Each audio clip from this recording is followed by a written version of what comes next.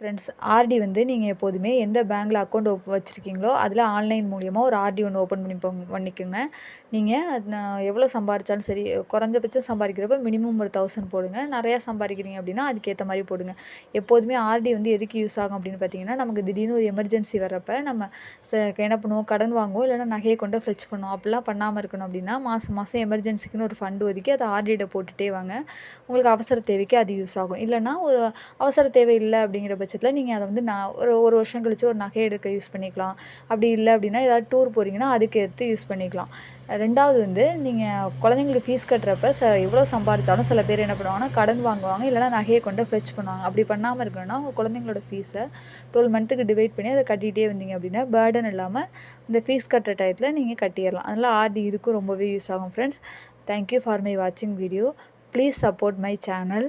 உங்களுக்கு பிடிச்சிருந்தா ஷேர் பண்ணுங்க, லைக் பண்ணுங்க, சப்ஸ்கிரைப் பண்ணுங்க.